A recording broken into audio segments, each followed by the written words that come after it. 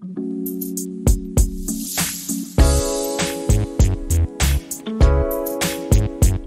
Hi guys, what's up, welcome back to our channel. So guys, आज की इस video में मैं मिलने वाला हूँ रिवोल्ट RV 400 इलेक्ट्रिक बाइक के ओनर से। क्या ओनर ने सच में पैसे बचाए हैं, कितनी रेंज मिलती है इसकी, चार्जिंग टाइम क्या है, ये सब कुछ जानेंगे देव से। कैसे हो भाई? मैं बढ़िया हूँ जी, आप बताओ। बहुत बढ़िया भाई।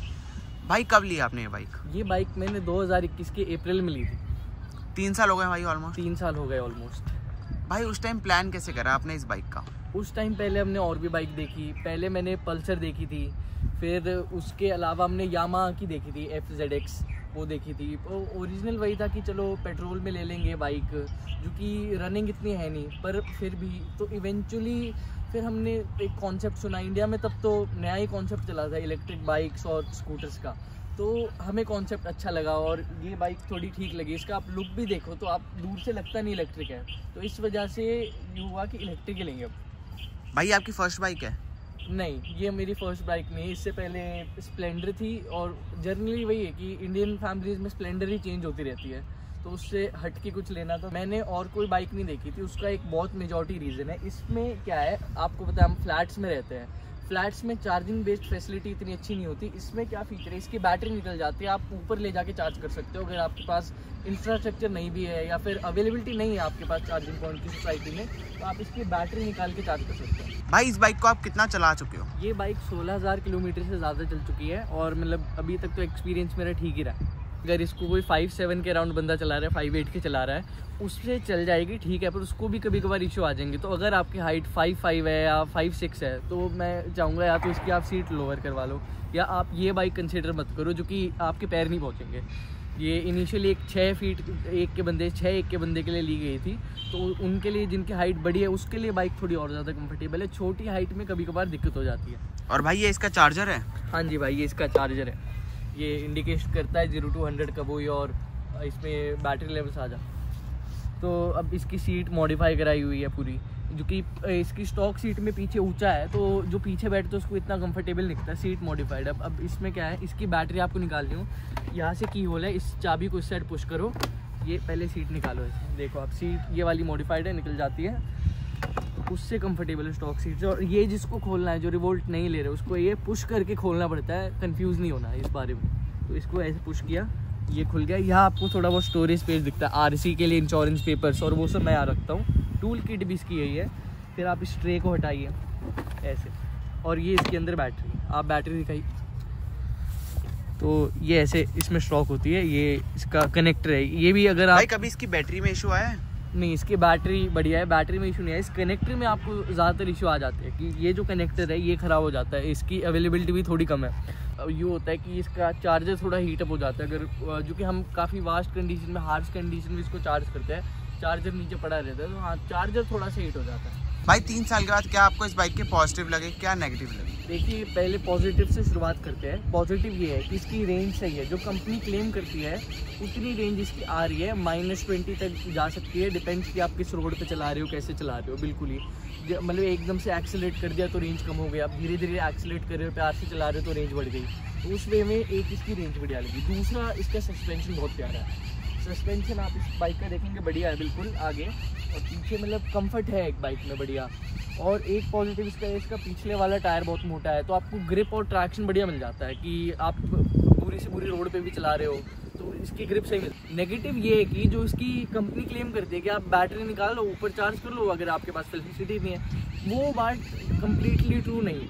इसमें ये इशू है कि अगर आप इसकी बैटरी निकाल के बार बार ऊपर चार्ज कर रहे हो, तो दिक्कत ये है कि इसका जो कनेक्टर है, आप यहाँ देख सकते हैं, ये ख़राब हो जाता है बार बार। मतलब मैंने 1 साल चार्ज की थी वैसे, और इसका 1 साल में बिल्कुल ही कनेक्टर ख़राब हो गया था, वो रिप्लेस करवाना पड़ा था। ऑफकोर्स वो वारंटी में हो गया, पर एक ही इशू है कि इसकी जो बैटरी निकाल के चार्ज करने वाली चीज़ है, वो इमरजेंसी में ही सही है कि आप महीने में हद मार के 10-20 बार कर लो, उससे ज़्यादा नहीं, वरना ये फिर काम नहीं करेगा। एक नेगेटिव ये भी है कि जब इसका जो हैंडल है, अगर आप खड़ी बाइक में भी, खड़ी बाइक गिर जाती है तो उसका हैंडल बेंड हो जाता है। इसके लिए मड गार्ड्स लगवाया है और ये वाइज़र लगवाया ताकि थोड़ी बॉडी प्रोटेक्टेड रहे।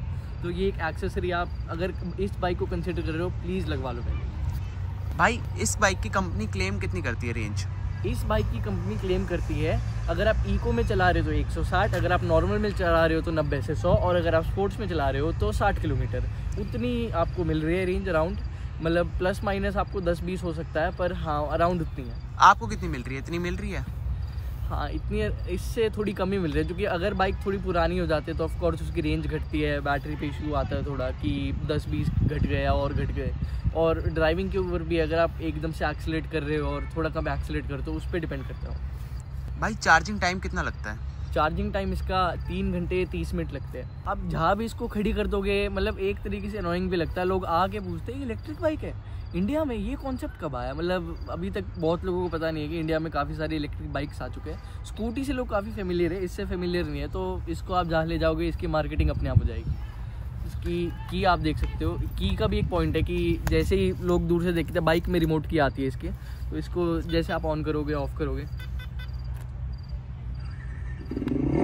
तो ये ऐसे ऑन हो गई। ये इसका इंस्ट्रूमेंट क्लस्टर है, यहाँ पे एक तो आपको टेम्परेचर, स्पीड, मोड और बैटरी परसेंटेज दिखती रहती है, कितने किलोमीटर चली, आरपीएम और बाकी सब चीज़ें इस इंस्ट्रूमेंट क्लस्टर पे आ जाती है। भाई लाइट्स का थ्रो कैसा है इसका?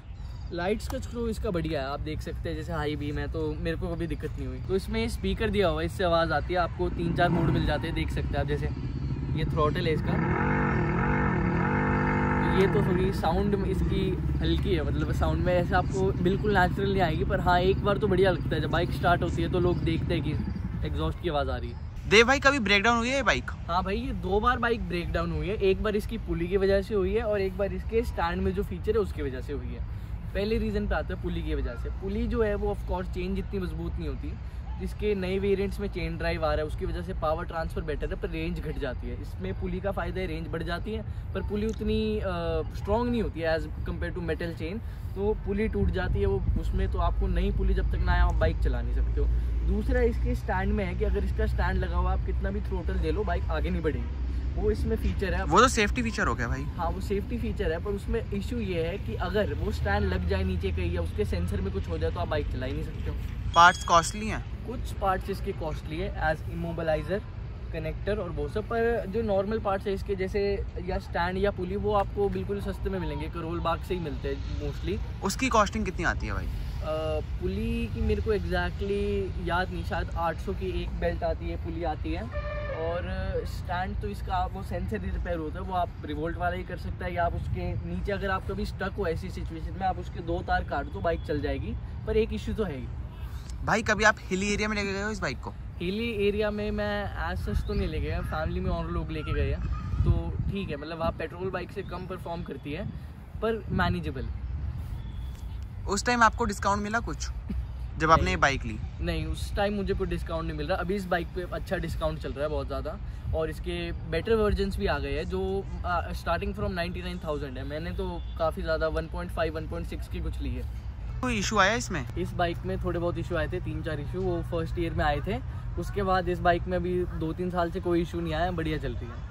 भाई आप सेटिस्फाई उस बाइक को आप 3 साल से ओन कर रहे हो? हाँ जी भाई, मैं पूरा सेटिस्फाई हूँ। मैं उनको रिकमेंड करूँगा जिनकी नॉर्मल रनिंग है, जिनको भगानी इतनी नहीं है, या फिर बिल्कुल ही आप एक ऑफ रोडिंग टाइप में नहीं ले रहे हो, तो इस बाइक से बेस्ट नहीं है। थैंक यू देव भाई, पूरा अपना ओनरशिप रिव्यू देने के लिए रिवोल्ट RV 400 का। ओके भाई अगर आपको वीडियो अच्छी लगी हो तो इस वीडियो को लाइक करना, चैनल पर नए हो चैनल को सब्सक्राइब करना। मिलता आपको ऐसे एक और नई वीडियो में।